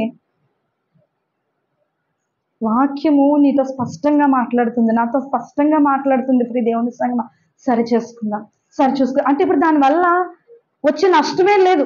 నేను అవి తీసుకెళ్లి బ్యాంకులో మార్చేస్తాను, దేవుని పనిలో ఉపయోగిస్తాను, నాకు వచ్చే నష్టం లేదు. కానీ నీ ఆశీర్వాదాన్ని నువ్వు కోల్పోతున్నావు, నీ ఆశీర్వాదాన్ని నువ్వు దూరం చేసుకుంటున్నావు అన్న విషయాన్ని గమనించి గుర్తిరుగు. నేను ఆ యొక్క కాగితాన్ని అడుక్కునే వాళ్ళకి వేయడానికి కూడా ఇష్టపడను ప్రియ దేవుని సంగం. ఎందుకంటే ఆ వ్యక్తి అన్న ఎలా మార్చుకుంటాడు దాన్ని? ఎలా మార్చుకుంటారు వారైనా దాన్ని? వెంటనే సోమవారం రోజు పట్టుకెళ్ళి బ్యాంకులోనే ఇవ్వడానికి ఇష్టపడతాను తప్ప ఏ మనిషి చేతిలోకి వెళ్ళినా నన్ను తిట్టుకుంటారు. హల్లెలూయా. సరి చేసుకుందాం, సరి చూసుకుందాం. దేవుని ఎదుట అద్భుతాలు జరిగించే దేవుడు, మనం ఆరాధిస్తున్నటువంటి దేవుడు అండి. కాబట్టి ప్రతి ఒక్కరు ఇచ్చే మనము కొట్టబడకుండా జాగ్రత్త పడాలి, తీసుకునే మేము కూడా ఎలా కొట్టబడకుండా జాగ్రత్త పడాలి. హల్లెలూయా. ఏదో ఇచ్చేస్తున్నాం, ఏదో తీసేసుకుంటున్నాం, ఏదో పొందుకుంటున్నాం కాదు. శాప వచనాలు ఉన్నాయి ఇందులో, మరణకరమైన వచనాలు ఉన్నాయండి ఇందులో. తేడా వస్తే మరణం తప్ప ఇంకేమీ లేదు మధ్యలో ఆపడానికి. హల్లెలూయా. ప్రతిష్ఠితార్పణల గురించి మనం మాట్లాడుకుంటున్నాం. ఇంకా మూడోదిగా దశమ భాగాల కోసం మాట్లాడుతున్నానండి. చాలా జాగ్రత్తగా వినాల్సినటువంటి మాటలు. దశమ భాగము అంటే ఏంటండి? 10వ భాగము. దేవుడు మనకిచ్చిన దానిలో నుండి ఎంత తీయాలి? 10వ భాగం తీయాలి. దేవుడు నీకు ఆయుష్నిచ్చి, ఆరోగ్యాన్ని ఇచ్చి, కష్టపడడానికి శక్తినిచ్చి, లేకపోతే నీకంటూ కొంతమందిని ప్రేరేపించి నీకంటూ దేవుడు కొంత ధనాన్ని ఇచ్చినప్పుడు ఆ ధనంలో ప్రభు పని కొరకు నువ్వేం చేయాలి? 10వ భాగాన్ని ఇవ్వాలి. 10వ భాగం తీసేటప్పుడు 10వ భాగం 3 రకాలుగా తీయాలి. అంటే నీకు వచ్చే శాలరీలో నుండి, నీకు వచ్చే జీతంలో నుండి 10వ భాగం నువ్వు తీసేటప్పుడు, అంటే 100 రూపాయలు వచ్చిందనుకోండి, ఎంత తీయాలి? 10 రూపాయలు తీయాలి. 1000 రూపాయలు వచ్చిందంటే 100 రూపాయలు తీయాలి. 10,000 వచ్చిందంటే 1000 రూపాయలు తీయాలి. ఖచ్చితంగా మనం ఏం చేయాలంటే అవి దేవునివి. ఇంతకు ముందులాగా నీకు ఇష్టమైతే ఇవ్వు, నువ్వు ఇవ్వాలనుకుంటే ఇవ్వు కాదు. ఇవి ఎవరివి? అవి నావి అంటున్నాడు దేవుడు. అంటే నువ్వు టచ్ చేసే అర్హత నీకు లేదు. నీకు నీ చేతుల వాటిని పడ్డ వెంటనే నువ్వేం చేయాలి? అవి దేవుని మందిరానికి వెళ్ళే ఏర్పాటు నువ్వు చెయ్యాలి. హల్లెలూయా. నువ్వు ఏ అవసరత నువ్వు తీర్చుకోకుండా నువ్వేం చేయాలి? దేవునికి ఇవ్వాలి. సాలరీ 30వ తారీఖు కానీ 31వ తారీఖు కానీ, నెలలో ఏదైతే ఆఖరి రోజు తనకి సాలరీ పడిపోతుంది ప్రతి నెల. ముందుగా అసలు ఎక్కడికి ఏ రూపాయి ఎవ్వరికి వేయని క్రితమే మొట్టమొదటిగా ఆ యొక్క పరిచర్యలో ఏవైతే అకౌంట్ వాడుతున్నామో ఆ అకౌంట్కి వేయడానికి ఇష్టపడతాను నేను. ఎందుకో చెప్పనా? మిగిలిన ధనము నాకు ఆశీర్వాదకరంగా ఉండాలి, నాకు దీవెనకరంగా ఉండాలి. అది చిల్లి సంచిలో వేసినట్టు ఉండకూడదు. ఏదో వ్యాధులు వచ్చి, రోగాలు వచ్చి హాస్పిటలైజ్ అయిపోయి ఆ డబ్బులు వాటికి ఖర్చు అయిపోకూడదు. ఊరికి నేను వాటిని పోగొట్టుకోను కూడదు. నేను కష్టపడిన కష్టార్జితం కాబట్టి అది ఎవరికి వెళ్ళాలి? దేవుడు ఆయుష్నిచ్చి, ఆరోగ్యాన్ని ఇచ్చి, అన్ని రకాలుగా సంరక్షింపజేసి ఇచ్చిన ఇది ఎవరికి చెందాలి? ఇది కాచి కాపాడినందుకు, కృపలు చూపి నడిపిస్తున్నందుకు, ఇంటి రకంగా నమ్మదగిన కార్యాలు మన పట్ల జరిగిస్తున్నందుకు, ఏ అర్హత ఏదైతే లేకపోయినా వందలు వేలు ఇచ్చి మనల్ని నడిపింపజేస్తున్నందుకు కృతజ్ఞతగా ఈ 10వ భాగం ఎవరికి ఇవ్వాలి? దేవునికి ఇవ్వాలి. అవి దేవునివి. ఇందులో నీకు ఇష్టమైతే ఇవ్వమ్మా, ఇష్టం లేకపోతే మానేయమ్మని చెప్పడానికి లేదు. ఖచ్చితంగా నీకు ఎంత వస్తే అంత నువ్వు దేవునికి ఏం చేయాలి? రూపాయితో సహా, పావలాతో సహా ఇచ్చేయాలి. ఒక్కొక్కసారి చాలా గమ్మత్తుగా 7,600 రూపాయి, 7,600 రూపాయలు, 7,605 ఇలాగ నేను వేస్తా ఉంటాను ప్రతి నెల. గల కారణం ఏంటంటే ₹1 కూడా దశమ భాగం తప్పడానికి వీల్లేదు. హల్లెలూయా. దీనికి వాక్యం మనతో మాట్లాడుతున్నప్పుడు నువ్వు ఎంత దేవునికి ఇచ్చే విషయంలో నువ్వు కరెక్ట్ గా ఉంటావు, దేవునికి ఇచ్చే విషయంలో కూడా అంతే కరెక్ట్ గా ఉంటాడు. నువ్వు దేవునికి ఇచ్చే విషయం నిర్లక్ష్యం చేసినప్పుడు ఆయన నిన్నెందుకు అలక్ష్యం చేయకూడదు? నిన్ను కూడా నిర్లక్ష్యం చేయొచ్చు కదా. జాగ్రత్త వహిద్దాం. ఒకవేళ నువ్వు ఆయన కాదనుకుంటే, ఆయనకి చాలా మందే ఉన్నారు, కానీ ఆయనే నిన్ను కాదనుకుంటే ఇంక మనకి వేరెవరూ లేరు ప్రియ దేవుని సంగమా. అట్టి విషయాన్ని హృదయంలో పెట్టుకొని దేవుళ్ళ ముందు కొనసాగడానికి ఇష్టపడదాం. దశమ భాగము 3 రకాలు. మొట్టమొదటిగా లేవీల భాగము, లేదంటే పవిత్ర భాగము అంటాం. ఇదే మనం ప్రతి నెల తీసే, మన జీతంలో నుండి తీసే దశమ భాగం. ఇది అందరికీ తెలిసిందే కదండి, తెలియంది ఏమీ లేదు, అందరికీ తెలుసు. 10వ భాగం తీసుకొచ్చి ప్రార్థన చేపించుకుంటున్నారు సంఘం అంతా. అండ్ ఇంకొకటి, అది ఇచ్చి ప్రార్థన చేపించుకోవాలండి. అది మనకు ఆశీర్వాదం, మన కుటుంబానికి ఆశీర్వాదం, మన సమస్తానికి ఆశీర్వాదం. హల్లెలూయా. ఇంకా రెండోదిగా దీన్ని ఏమంటా ఉన్నాము అంటే ప్రియ దేవుని సంగమా, ఇంక దీనికోసం నేను వాక్యం చదివించాల్సినటువంటి అవసరం లేదనుకుంటున్నాను. ఎక్కడన్నా రాసుకోండి. సంఖ్యాకాండము 18, 21 నుండి 24 వచనాల్లో 10వ భాగాన్ని గురించి, అంటే లేవీల భాగాన్ని గురించి అక్కడ ఉంటుంది. ఇంక రెండోదిగా చూద్దాం చూడండి, ద్వితీయోపదేశకాండం 14వ అధ్యాయము. ద్వితీయోపదేశకాండము 14వ అధ్యాయము 22 నుండి 27. ప్రతి సంవత్సరంలో చదివేయండి. విత్తనముల పంటలో దశమ భాగంలో ఆలస్యముగా వేరుపరచవలెను. నీ దినములన్నిటిలో నీ దేవుడైన యెహోవాకు నీవు భయపడ నేర్చుకున్నట్లు నీ దేవుడైన యెహోవా తన నామమునకు నివాస స్థానముగా ఏర్పరచుకున్న స్థలమున ఆయన సన్నిధిని నీ పంటలో గాని, నీ ద్రాక్షారసములో గాని, నీ నూనెలో గాని 10వ వంతును, నీ పశువులలో గాని, గొర్రె మేకలలో గాని తొలిచూలు వాటిని తినవలెను. మార్గము దీర్ఘముగా ఉన్నందున, అనగా యెహోవా తన నామమునకు నివాస స్థానముగా ఏర్పరచుకున్న స్థలము మిక్కిలి దూరంగా ఉన్నందున నీవు వాటిని మోయలేని ఎడల నీ దేవుడైన యెహోవా నేను ఆశీర్వదించినప్పుడు వాటిని వెండికి మార్చి ఆ వెండిని చేత పట్టుకుని నీ దేవుడైన యెహోవా ఏర్పరచుకున్న స్థలమునకు వెళ్ళి నీవు కోరు దేనికైనను, ఎద్దులకేమి, గొర్రెలకేమి, ద్రాక్షరసములకేమి, మద్యములకేమి నీవు కోరు దానికి ఆ వెండినిచ్చి అక్కడ నీ దేవుడైన యెహోవా సన్నిధిని భోజనము చేసి నీవును నీ ఇంటి వారును నీ ఇంటి నుండి లేవీయులను సంతోషింపవలెను. లేవీయులను విడవకూడదు. నీ మధ్యన వారికి పాలైనను స్వాస్థ్యమైనను లేదు. హల్లెలూయా. అర్థమైందా అండి? దీన్ని ఏమంటా ఉన్నామంటే విందు భాగము అంటా ఉన్నాం. దశమ భాగం మనం దేవునికి అర్పించేది 3 రకాలు. మొట్టమొదటిగా మనం సంఘానికి తీసుకొచ్చే ధనం ప్రతి నెల ఇస్తున్నాము. ఈ విందు భాగము అన్నటువంటిది ఏంటి అంటే, సంవత్సరానికి ఒక్కసారి దేవుడు నీకు ఇచ్చే దానిలో నుండి నువ్వు ప్రభు కొరకు భోజన రూపంగా ఖర్చు పెట్టాలి, ఆహార రూపంగా ఖర్చు పెట్టాలి.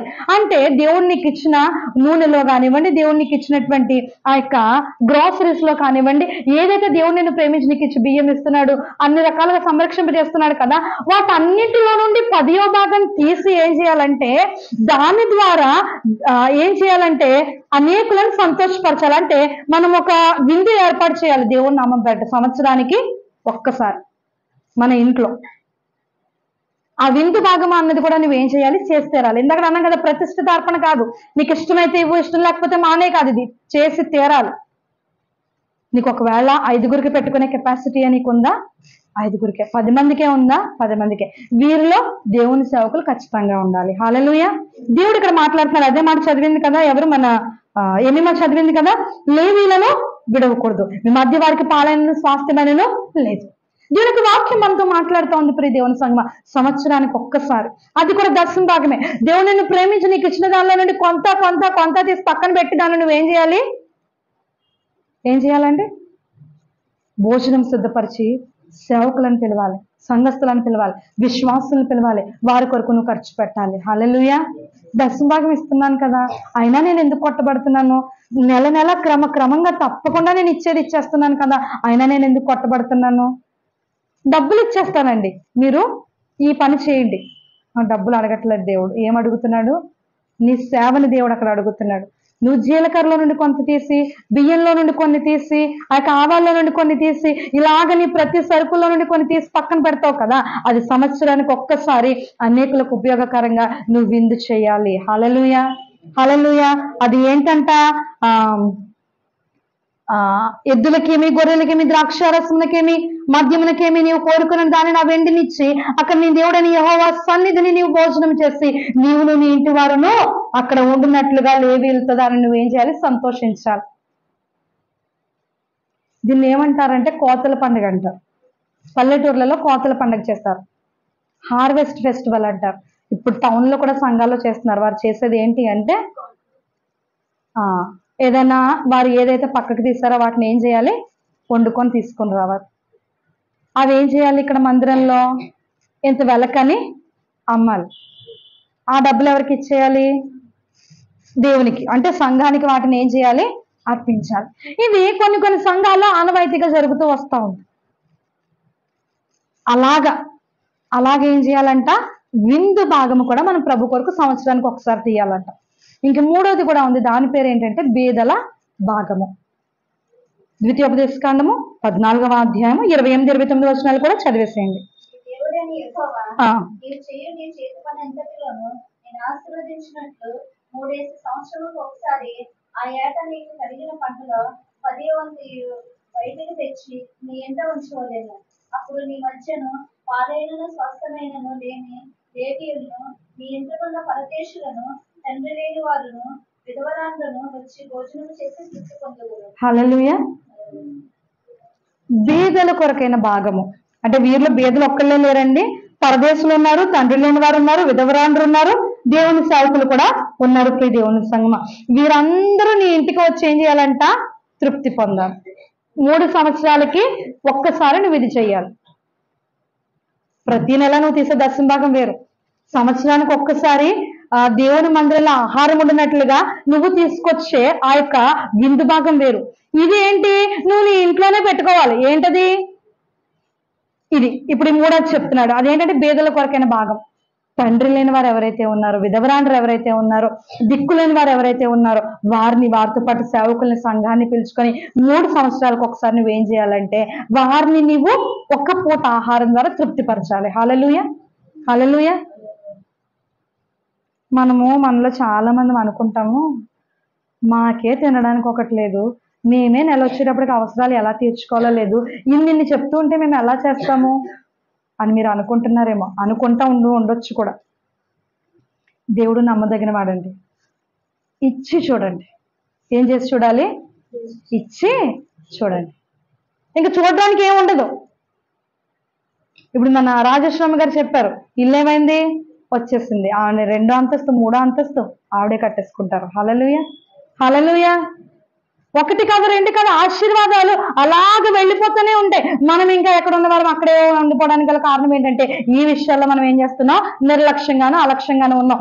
అది కాదు సుశాంత్, నేను సంవత్సరానికి ఒకసారి చాలా చీరలు కొని వాళ్ళకి వీళ్ళకి పంచుతాను, చాలా దుప్పట్లు కొని వాళ్ళకి వీళ్ళకి పంచుతాను. ఇవన్నీ అతీతం. ఇవన్నీ దేవుని నుంచి కోరట్లేదు. నువ్వు ప్రేరేపించబడి బేదల పట్ల ఆసక్తి కలిగి బేదల పట్ల ప్రేమ చూపుతూ వీటిని నువ్వు పంచుతున్నావు. నువ్వు ఇవ్వాల్సింది ఇవ్వడం మానేసి ఇవన్నీ చేయడం వల్ల ఉపయోగం లేదు. ఇవ్వాల్సిన ఇచ్చేసిన తర్వాత నీకు ఇంకా కెపాసిటీ ఉంటే, నీకు ఇంకా పెట్టే శక్తి సామర్థ్యాలు ఆ స్తోమత నీకు ఉంటే వాటి వెనక వెళ్ళు. హల్లెలూయా, హల్లెలూయా. మనం చేసి తీరాలి. దేవుడు మనల్ని అడిగింది మనం ఏం చేయాలి? 10వ భాగం. ప్రతి నెల నీ సాలరీలో నుండి నువ్వు దేవునికి 10వ వంతు తీయాలి. ప్రతి సంవత్సరము నీకు దేవుడు ఇచ్చినటువంటి గ్రోసరీస్ లో నుంచి ప్రభు దగ్గర కొంత తీసుకొని రావాలి. సంఘం అంతా దీనికి సమ్మతం అయితే ఈ సంవత్సరంలోనే మనం ఆ కోతల పండుగ పెట్టుకుందాం. హల్లెలూయా. 3 సంవత్సరాలకు ఒక్కసారి నీ ఇంటిలో బీదల కొరకైనటువంటి పోషణ ఒక పూట జరగాలి. హల్లెలూయా. ఇది దశమ భాగం అంటే. అర్థమైందా అండి? ప్రతి నెల కానుక ఇచ్చేస్తున్నాను కదా, అది కాదు దశమ భాగం. ప్రతి నెల దేవుడు నాకు ఇచ్చిన దానిని కొంత తీసుకొచ్చేస్తున్నాను కదా, అది కాదు దశమ భాగం. ఇప్పుడు ఈ 3 నువ్వు ఎలాగైతే నిలబడతావో అది దశమ భాగము. దేవునికి స్తోత్రం కలుగునుగాక. ఆదికాండం 14వ అధ్యాయము 19, 20 వచనాలు. త్వరగా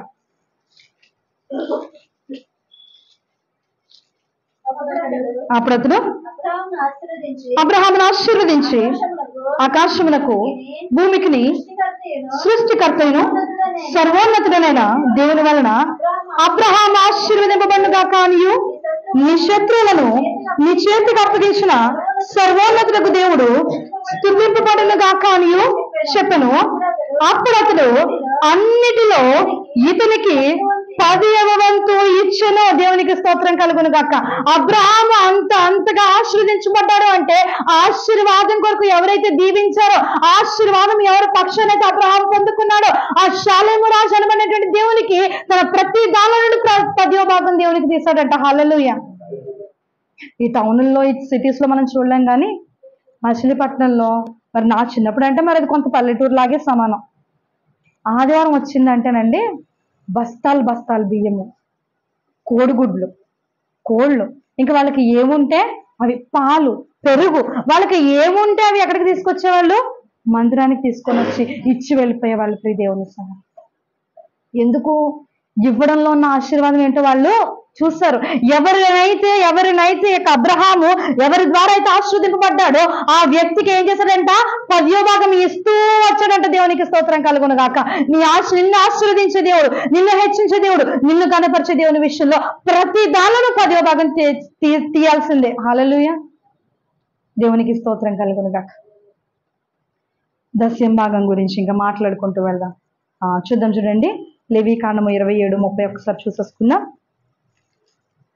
లేవీకాండం 27:30.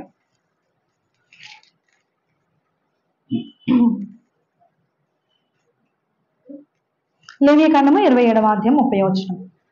భూధాన్యములలోనేమి, వృక్ష ఫలములలోనేమి, భూఫలములలోనేమి దశమ భాగము ఏంటంటండి? అందరూ చెప్పాలి. దశమ భాగం ఎవరిదంట? నీదో, నువ్వు ఇంట్లో ఖర్చు పెట్టుకునేదో, నీ పిల్లలదో, నీ భర్తదో, నీ భార్యదో, నీ కుటుంబస్తులదో కాదు. నీ దశమ భాగం ఎవరిది? దేవుని సొమ్ము. తర్వాత అది యెహోవాకు ప్రతిష్ఠితమైనది. ప్రత్యేకంగా నువ్వు తీసి పక్కన పెట్టాలి. దాన్ని చూడండి, ఎవరన్నా అదే ఏదన్నా అంటుకుంటే రోగం వచ్చేసి దాని వల్ల మనం ఎంత దూరంగా పెడతాం? అలాగ భయపడుతూ దేవుని ధనాన్ని పక్కన పెట్టాలి. మనకు అది టచ్ చేసే అర్హత కూడా లేదు ప్రియ దేవుని సంగమం. ముట్టి వాడే అర్హత లేనే లేదు ప్రియ దేవుని పిల్లలు. తద్వారా కొట్టబడుతున్నామేమో ఒక్కసారి మళ్ళీ నన్ను పరిశీలన చేసుకుందాం. తర్వాత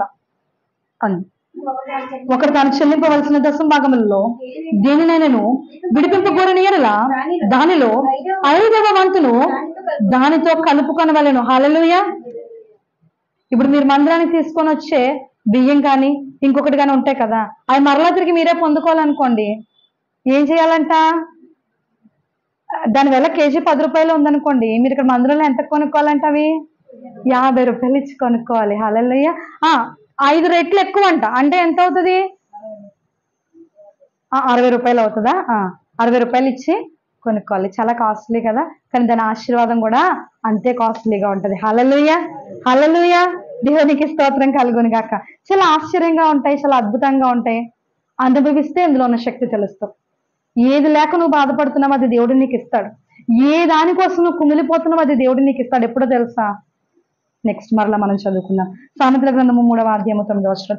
త్వరగా అయిపోతుంది, ముగిస్తున్నాను. సామెతలు 3:9. నీ రాబడి అంతటిలో ప్రథమ ఫలమును నీ ఆస్తిలో భాగమునిచ్చి యెహోవాను గణపరచుము. అప్పుడు నీ కొట్లలో ధాన్యము సమృద్ధిగా ఉండును, నీ గానుగలలో క్రొత్త ద్రాక్షరసము పైకి పొరలి పారును. దేవుడికి స్తోత్రం కలుగును గాక. నీ ఆశీర్వాదాన్ని కానీ, నీ దీవెనను కానీ, నీ హెచ్చింపుని కానీ, నీకున్నటువంటి శ్రేష్టమైన స్థితిని ఆపే శక్తి కానీ, ఆపే అర్హత కానీ, ఆపే స్థితి కానీ ఏ మానవుడు కూడా లేదు ప్రియ దేవుని సంగమా. హల్లెలూయా. గల కారణం ఏంటంట? వచ్చిన 9వ వచనంలో అంటున్నాడు, నీ రాబడి అంతటిలో ప్రథమ ఫలము దేవునికి ఇవ్వాలి. తర్వాత నీ ఆస్తి అంతట్లో భాగం ఇచ్చి నువ్వేం చేయాలి? యెహోవాని గణపరచాలి. దేవునికి స్తోత్రం కలుగును గాక. ఎన్ని ఆశీర్వాదాలు కోల్పోయామండి మాటలు తెలియక, ఎన్ని దీవెనలు కోల్పోయాం ప్రియ దేవుని సంగమా. నీ రాబడి అంతటిలో ప్రథమ ఫలం అది దేవుందే. అంటే ఇక్కడికి తీసుకొచ్చేస్తే మనకేదో పోతుందని కాదు, మనం ఇంకా పొందుకోవాలి అంటే మాకేదో లేక అడగడం కాదు ప్రియ దేవుని సంగమా. మీ ఆశీర్వాదం కోసం చెప్తున్నా. సంవత్సరానికి ఫస్ట్ కొనుక్కుంటారు చూసారా, చాలా మంది తీస్తారు మీలో. అది చాలా సంతోషకరమైన విషయం. ఫస్ట్ కొనుక్కునే మామిడి పళ్ళల్లో కొన్ని తీసుకొస్తారు. ఫస్ట్ కొనుక్కునే సీతాఫలాల్లో కొన్ని తీసుకొస్తారు. అది ఇచ్చేవారికి ఆశీర్వాదకరం ప్రియ దేవుని సంగమా. మీ ప్రథమ ఫలములు, మీ రాబడి అంతట్లో ప్రథమ ఫలము ఎప్పుడైతే దేవునికి ఇస్తావో నీ కొట్లలో దేవుడు ధాన్యాన్ని సమృద్ధిగా ఉంచుతాడంట. నీ గానగల్లో నూనె అవుతుందంట, పొర్లి పారుతుంది. నూనె అంటే ఆశీర్వాదానికి గుర్తు. నువ్వు తట్టుకోలేక నువ్వు నిండిపోయి అనేకులకు అది పారేంత శ్రేష్టంగా దేవుని ఆశీర్వదిస్తాడు.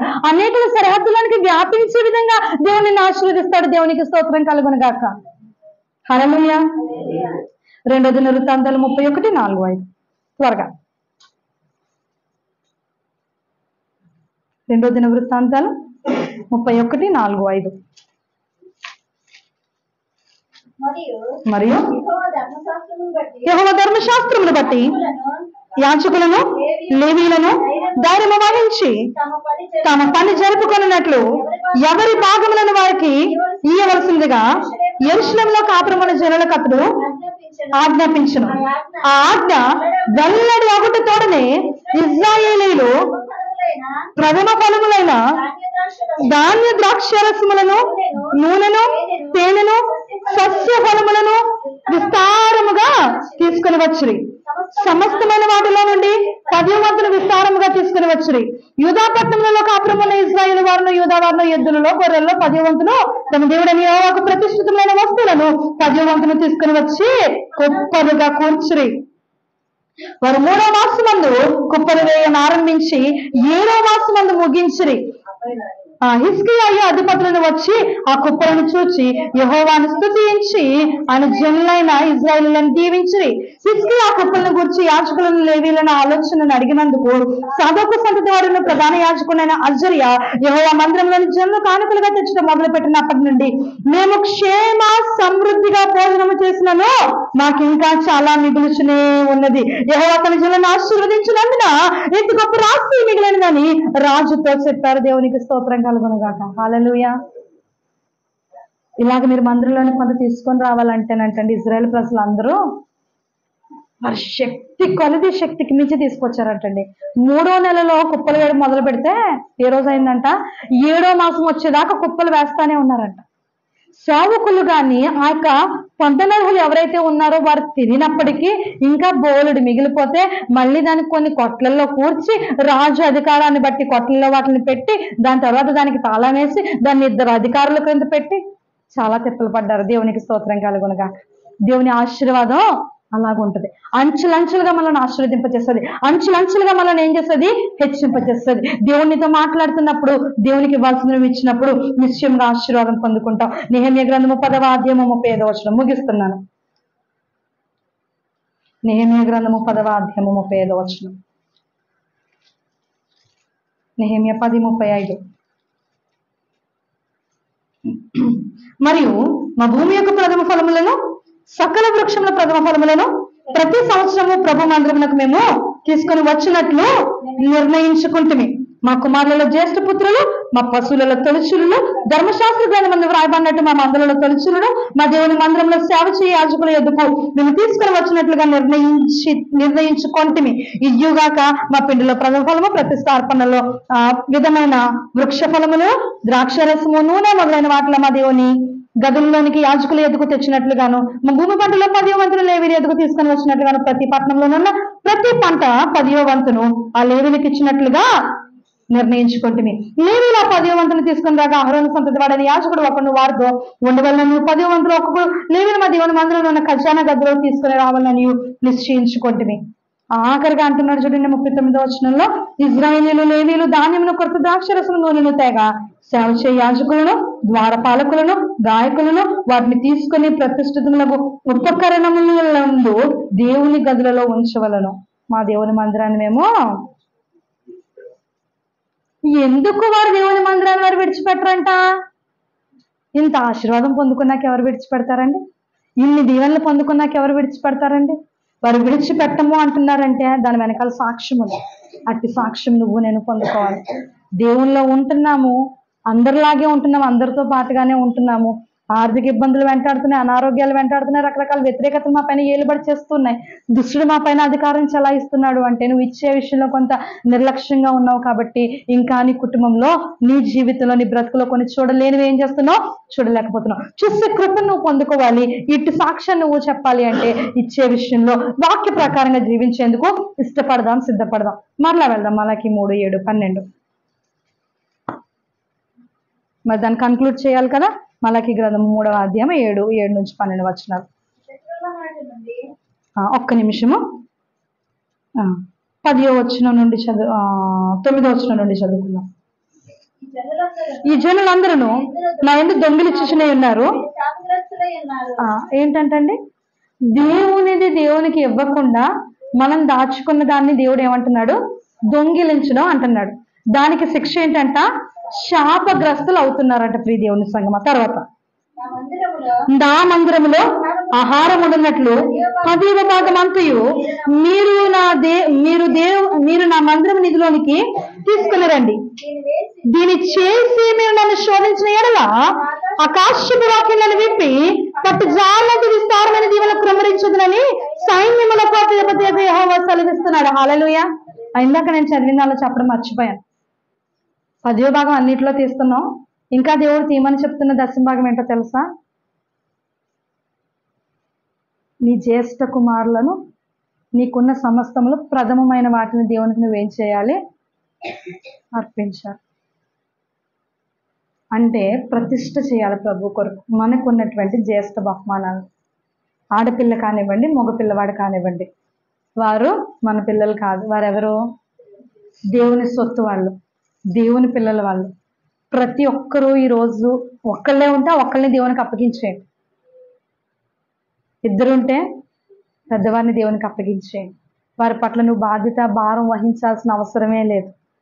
ఎలాగైతే హన్నా తన ప్రథమ గర్భఫలాన్ని, తన జ్యేష్ఠ కుమారుని దేవునికి అర్పించిందో ఆమె గర్భఫలాన్ని దేవుడు ఆశీర్వదించాడు. హల్లెలూయా. భూఫలములను దేవుడు ఆశీర్వదించేవాడు. మీ కుమారులు ఎక్కడున్నప్పటికీ, మీ కుమార్తెలు ఎక్కడున్నప్పటికీ, దేవుల్లో ఉన్నవారైనప్పటికీ, దేవుల్లో లేనివారైనప్పటికీ వారిని దేవునికి అప్పగించండి. అది మీ మనసు కలిగితేనే అప్పగించండి. సుశాంతి మమ్మల్ని తొందరపెట్టిందనో, దేవుని వాక్యం మాతో మాట్లాడిందనో కాదు. మీ మనసు దానికి అంగీకారం యోగ్యం అయితే మీ యొక్క కుమారులను, మీ యొక్క ప్రథమ ఫలములను దేవునికి అర్పించండి. తద్వారా దేవుడు మిమ్మల్ని ఆశీర్వదిస్తున్నాడు. హల్లెలూయా. దేవుని పని కొరకు అనేక మంది కావాలి ప్రియ దేవుని బిడ్డలారా. వారిలో ఆ యొక్క పనిలో నువ్వు కూడా నీ వంతుగా నీ పిల్లల్ని దేవునికి సమర్పించు, ప్రతిష్టపరచు. రేపు వారం పాస్టర్ గారు మందిరంలోనే ఉంటారు. ఎవరి పిల్లల్ని అయితే దేవునికి అప్పగించేయాలి, దేవునికి వదిలేసేయాలనుకుంటున్నారో తీసుకురండి, అభిషేకించి ప్రార్థన చేస్తారు. ఇకపైన దేవుని ఆత్మ వారి పైన, దేవుని ఆత్మ వారిని నడిపిస్తుంది. ఎలాగైతే సంసోన్ని దేవుని ఆత్మ వెంటాడి నడిపించిందో, ఎలాగైతే దావీదును దేవుని ఆత్మ వెంటాడి నడిపించిందో, అలాగ మన బిడ్డలను కూడా దేవుని ఆత్మ వెంటాడి నడిపిస్తా ఉంది. సిద్ధపడండి. వచ్చే వారం కొరకు మీ పిల్లల్ని సిద్ధపరచుకోండి. హల్లెలూయా, హల్లెలూయా. దేవునికి స్తోత్రం కలుగును గాక. చూడండి ఇక్కడ చెప్తున్నటువంటి మాటలు, దేవుని ఎదుట దొంగిలించకూడదట. దొంగిలిస్తే కలిగేది ఏంటి, శాపం. మొట్టమొదటిగా ఆ శాపము మనకి ఉండకూడదు. ఇంకా రెండోదిగా నువ్వు దొంగిలించకుండా దేవుని మందిరానికి తీసుకొని రావడం వల్ల జరిగేది ఏంటో తెలుసా, దేవుని మందిరంలో ఆహారం ఉంటుంది. హల్లెలూయా, హల్లెలూయా. ఇక్కడ ఆహారం ఉండడం పెద్ద మ్యాటర్ కాదండి, పెద్ద విషయం కాదు. ప్రతి వారం భోజనాలు పెట్టుకోవాలన్నది కూడా పెద్ద విషయం కాదు.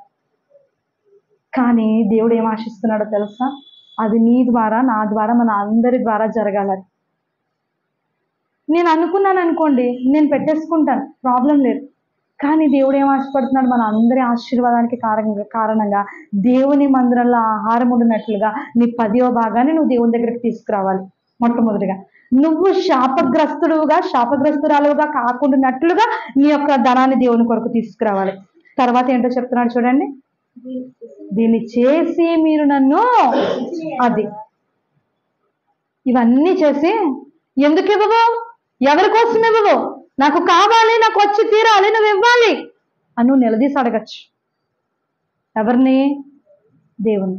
మనం ఏం చెయ్యం, ఏడుస్తానే ఉంటాం. నాకే అన్యాయం జరిగింది, నాకే అన్యాయం జరిగిపోయింది, దేవుడు నన్నే అన్యాయంగా చూస్తున్నాడు. ఇలా రకరకాలుగా దేవుణ్ణి శోధించే ప్రయత్నం చేస్తాం మనం. మాటలతో శోధించద్దు. ఎలాగ శోధించాలంట, ఇచ్చి నన్ను శోధించాడు. ఇచ్చి ఎప్పుడైతే మనం దేవుణ్ణి శోధిస్తామో తద్వారా ప్రార్థనకు జవాబు ఉంటుంది, తద్వారా ఇక ప్రార్థనకు ప్రతిఫలం ఉంటుంది. అంటే ఇప్పుడు ఉండదని కాదండి, ఆయన వీటన్నిటికి అతీతుడైన దేవుడు. కానీ నీ ఆశీర్వాదం కొరకు మాట్లాడుతున్నాడు, నీ దీవెన కొరకు మాట్లాడుతున్నాడు, నీ హెచ్చింపు కోసం మాట్లాడుతున్నాడు, నీ సమృద్ధి కోసం మాట్లాడుతున్నాడు. ప్రియ దేవుని సంగమా, ఒక మాట చెప్పినా, ఏమీ లేని రిక్తురాలుగా ఎలాగైతే ఆ యొక్క రూతు నయోమీలు బెత్లెహేంకి వచ్చారో ఏమీ లేని రిక్తహస్తాలతో అలాగ వచ్చింది కాకినాడ.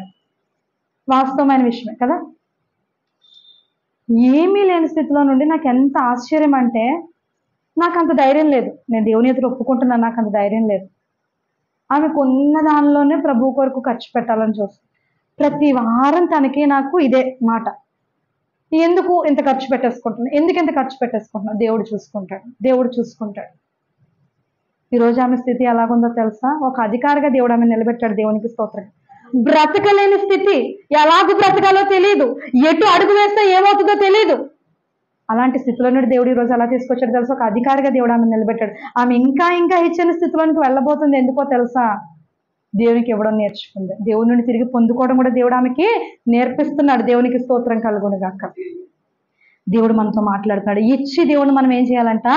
శోధించాలి. ఆమె చూడండి, నాకు ఇది కావాలి ప్రభు అని అడిగిందంటే దేవుడు నాకు ఇస్తాడనే సాక్ష్యం చెప్తారు. మీరు గమనించండి, ప్రతి ఒక్కరి సాక్ష్యం, ప్రతి ఒక్కరి ప్రార్థన, ప్రతి ఒక్క వ్యక్తిగత దేవునితో అనుభవాన్ని నేను గమనిస్తూ ఉంటాను. ప్రియ దేవుని సంగమా, ఎవరు ఎలాగుంటే దేవుని కార్యాలు పొందుకుంటారు అని. నిజంగా నా మట్టుకు నాకైతే నేను అంత ధైర్యంతో చేయలేనండి. కానీ ఆమెలో దేవుడు ధైర్యాన్ని ఇచ్చాడు, తద్వారా దేవుడు ఆమెను ఆశీర్వదిస్తూ వస్తున్నాడు. హల్లెలూయా. ఆమె ఈ రోజు ఈ స్థితి కాదు, ఈ పరిస్థితి కాదు, అడగండి, కాదు, దేవుడు నిలబెట్టాడు. దేవునికి స్తోత్రం కలుగును గాక. తర్వాత ఏం చేయాలంట? ఇచ్చి దేవుని శోధించాలి. అప్పుడు దేవుడు ఏం చేస్తాడంట? ఆకాశపు వాకిళ్లను విప్పి పట్టు జాలంటే విస్తారమైన ఆశీర్వాదాలతో మన గృహాలను నింపే దేవుడు, మన కుటుంబాలను నింపే దేవుడు, మన జీవితాలను నింపే దేవుడు, మన బ్రతుకులను నింపే దేవుడు, మన అవసరతలు తీర్చే దేవుడు. దేవునికి స్తోత్రం కలుగును గాక. ఆకాశపు వాకిళ్ళు విప్పడం అంటే చిన్న విషయమా అండి? పట్ట జాలనంత విస్తారమైన ఆశీర్వాదాలంట. అమ్మ, నూనె నిండిపోతుంది, కొండలు ఇంకా తెచ్చుకో. అయ్యా, కొండలు ఎక్కడా లేవయ్యా, ఇంకా అయిపోయాయి. నూనె సమృద్ధిగా పొర్లి పారుతుంది, కానీ సరిపడే అన్ని కొండలు లేవు. వాక్యం వింటున్న ప్రియ దేవుని బిడ్డ, ఈరోజు నేను కోటీశ్వరరాలను అవ్వాలన్న ఆశ నీలో ఉండొచ్చు. దేవుడు తప్పకుండా చేస్తాడు. ఎప్పుడో తెలుసా? ఇచ్చి శోధించు. హల్లెలూయా, హల్లెలూయా. తప్పకుండా దేవుడు నిన్ను హెచ్చిస్తాడు. ఆయన హెచ్చించలేకపోవడానికి ఆయన చేతకాని వాడు కాదు.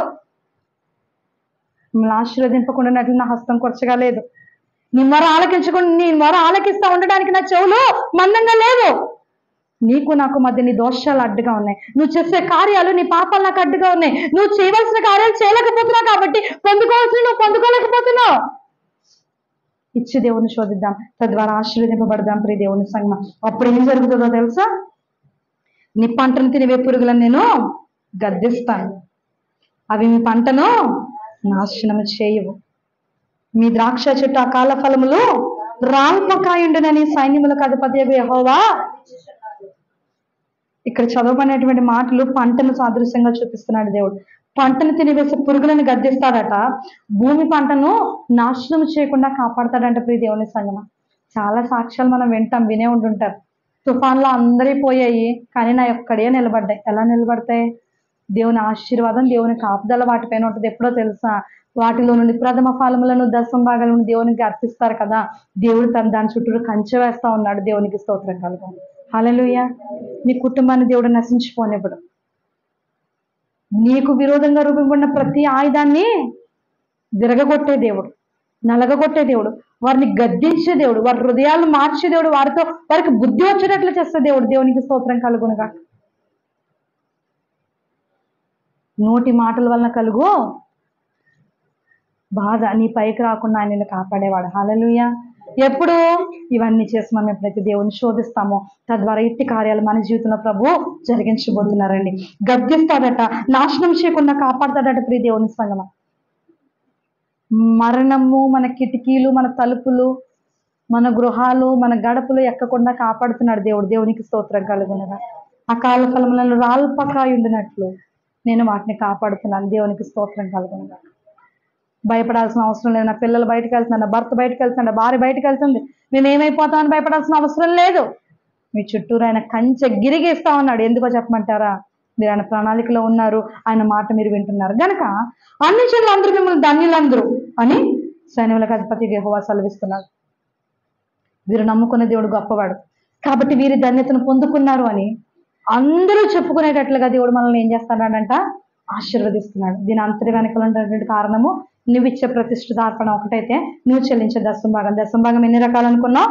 3 రకాలు. ఒకటి, ప్రతి నెల నువ్వు నీకు ఇచ్చిన దేవుడు నీకు ఇచ్చిన దానిలో తీసుకొని వచ్చేది. రెండోది ఏంటండి? విందు భాగము. అంటే ఏంటది? ప్రతి సంవత్సరానికి ఒక్కసారి నువ్వు తీసిన దానిలో నుండి ప్రభు మందిరానికి తీసుకొచ్చినప్పుడు ఇక్కడ జరిగే ప్రేమ విందు. ఇంక మూడోది ఏంటి? బేదల భాగము. ప్రతి 3 సంవత్సరాలకు ఒక్కసారి అది నువ్వు నీ గృహంలో విధవరాండ్ర కొరకు, తండ్రి లేని వారి కొరకు, దిక్కు లేని వారి కొరకు, ఎవరైతే ఉన్నారో వారి కొరకు, దేవుని సేవకుల కొరకు, సంఘ విశ్వాసుల కొరకు నువ్వు ఎప్పుడైతే ఇది ఏర్పాటు చేసుకుంటావో తద్వారా దేవుడిని ఆశీర్వదించే దేవుడు, హెచ్చించే దేవుడు, అభివృద్ధి పొందింపజేసే దేవుడు. ప్రతి మాట ప్రతి వచనం కూడా రాసుకోండి, వీటి మీ హృదయంలో భద్రపరచుకోండి. ఒకవేళ ఏదైనా మీరు మిస్ చేసుకుంటే ఇక వచనాలు నా దగ్గర నుండి మనం మీరు సేకరించుకోండి, వాటి మీ హృదయంలో దాచుకోండి, ముద్రించుకోండి, భద్రపరచుకోండి. వీటి ద్వారా ఆశీర్వాదం పొందుకోండి. ఒక్క మాట చెప్తున్నాను, మరొకసారి ఇంకొకసారి ఇదే వాక్యం కోసం మాట్లాడే ఆలోచన నాలో లేదు. ఇది చెప్పడమే నేను చాలా ఇబ్బంది పడుతున్నాను. ఈ మాటలు చెప్తున్నాను. దేవుడు చెప్పమన్నాడు కనుక నేను చెప్పడానికి నిలబడ్డాను, కానీ నేనైతే చెప్పనండి. నాకైతే చెప్పే ఉద్దేశం కూడా లేదు. ప్రియ దేవుని బిడ్డలారా, మరొకసారి ఇంకొకసారి ఇటువంటి అవకాశం నీకు వస్తుందో రాదో నాకైతే తెలియదు. ఇప్పుడే నీ హృదయాన్ని నువ్వు సరిచేసుకో, ఇప్పుడే నీ మనసును నువ్వు సరిచేసుకో. ఇప్పుడే నువ్వు తీసుకోవాల్సిన తీర్మానం ప్రభు దగ్గర తీసుకో. అప్పులు చేసి దేవుడు ఇమ్మని చెప్పట్లేదు, ఎక్కడెక్కడి నుంచో ఎరువులు తెచ్చి పెట్టమని దేవుడు చెప్పడం లేదు. వాళ్ళని చూసి ఏదో చూడండి, పులిని చూసి నక్క వాత పెట్టుకున్నట్టుగా చేయొద్దు. వాళ్ళు ఏదో చేశారు కదా మనం ఏదో చేద్దామని చేయొద్దు. మీకున్న దానిలోనే ప్రభు కొరకు చేయండి. దేవుడు మీకు ఇచ్చిన దానిలోనే ప్రభు కొరకు చేయండి. ఇప్పుడు మీరు ప్రార్థన పెట్టించుకుంటున్నారు, ఏది ఉంటే అదే. మీ దగ్గర మంచినీళ్ళు ఉంటే ఆ మంచినీళ్ళు పుచ్చుకోవడానికి మేము సిద్ధంగా ఉన్నాం. హల్లెలూయా, హల్లెలూయా. సంఘం సిద్ధంగా ఉంది. దేవునికి స్తోత్రం కలుగునుగా. మరి ఈ వాక్యం ద్వారా దేవుడు మన హృదయాన్ని దర్శిస్తుంది, దేవుడు మనల్ని తాకుతున్నప్పుడు ఇక్కడ ఉన్న మీరు అందరికీ వాక్యం అవసరమే. నేను అదే ప్రార్థన చేస్తాను. ఎవరికైతే ఈ మాటలు కావాలో వారు అందరూ ఈ రోజు నీ మందిరంలో ఉండాలి. నేను 1:30 రాత్రికి పడుకున్నాను. ప్రియ దేవుని సంగమా, దేవునితో మాట్లాడి మాట్లాడి మాట్లాడి ఆయనకి నాకు మధ్య సంఘర్షణ జరుగుతున్నాయి. మాటలు, ఏ మాటలు చెప్పాలి, ఏ మాటలు మాట్లాడాలి అని ఆత్మ ద్వారా మాట్లాడుతున్న మాటలు ఏ ఒక్కరు నిర్లక్ష్యం చేయొద్దు, అలక్ష్యం చేయొద్దు. 10 మంది చేర్చుకుంటే ఆశీర్వదింపబడదాం. 10వ భాగంలో దేవుడు మళ్ళీ అందరినీ నిలబెట్టి నడిపించును గాక. హల్లెలూయా. ప్రభు తన కొద్ది మాటలు దీవించును గాక. కళ్ళు వంచి కళ్ళు మూసుకున్నట్లయితే ప్రార్థించుకుందాం. ప్రియ దేవుని సంగమా, దేవుడు మనల్ని దర్శించి మనల్ని తాకుతున్నటువంటి యొక్క శ్రేష్టమైన సమయంలో అయ్యా నీకు నేను ఇచ్చే విషయంలో ఏ విధంగా ఉన్నాను, నీకు నేను